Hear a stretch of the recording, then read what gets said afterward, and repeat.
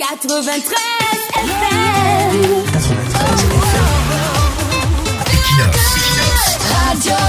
Bonjour, ces derniers jours, nous avons vu des gouverneurs, des préfets, des sous-préfets et des forces de défense et de sécurité avec des haut-parleurs pour demander aux populations de ne pas observer les villes mortes décrétées par Issa Chiroma Bakari. A priori, ces initiatives sont louables, voire des autorités administratives et sécuritaires se mettre au même niveau que nous autres dans nos campagnes de sensibilisation, voire des en haut d'en haut descendre au niveau des en bas d'en bas. Seulement à regarder de près, malgré la présomption de bonne foi qu'on pourrait accorder à ces dialogues avec les populations sur le terrain, il faut dire que ces descentes ont essuyé un échec. Voilà pourquoi toutes ces autorités sont passées en quelques jours de petits agneaux au discours flatteur, au discours mielleux, en léviathan, au discours agressif et très autoritaire.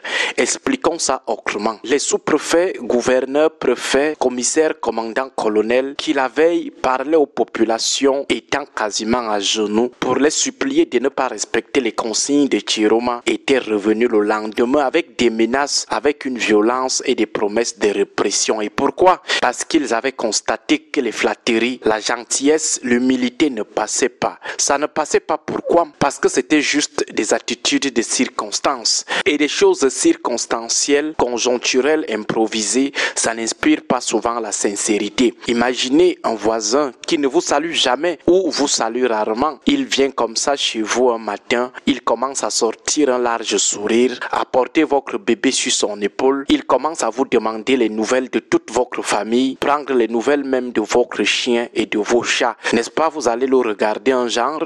N'est-ce pas, ça va vous mettre sur la défensive? Le genre, depuis quand l'homme si est gentil comme ça m'inquiète. C'est exactement comme ça que les populations regardaient les maires, les sous-préfets, les préfets, les gouverneurs, les commandants, les commissaires, les colonels dans leur campagne de sensibilisation des populations à ne pas suivre les villes mortes de Issa Chiroma Bakari. Ayant constaté que les populations n'adhéraient pas à cette gentillesse improvisée, spontanée, ces autorités se sont vite agacées et sont revenues cette fois-là avec des menaces. En fait, c'est leur naturel qui est revenu au galop. Leur vraie nature les a rattrapés. Du coup, les populations avaient raison de regarder leur gentillesse avec un demi-œil, c'est-à-dire avec un air de méfiance. Quelle leçon peut-on tirer de cette réticence des populations vis-à-vis du discours flatteur des autorités? La seule leçon, c'est que aucun dialogue ne peut passer si préalablement il n'y a pas un climat de convivialité avec les populations. On ne se lève pas un beau matin comme ça pour venir jouer les amitiés avec une population. Un gouverneur, un préfet, un sous-préfet, un commissaire, un commandant, un colonel qu'on n'a jamais vu dans le marché communier avec les commerçants ne peut pas venir du jour au lendemain commencer à jouer l'ami des commerçants. Pire, lorsque les commerçants, les populations savent que ces derniers se prennent pour le nombril de Dieu, qu'ils jouent toujours des arrogants, qu'ils passent leur temps à les brimer ou à les considérer comme des sous-hommes. Bref,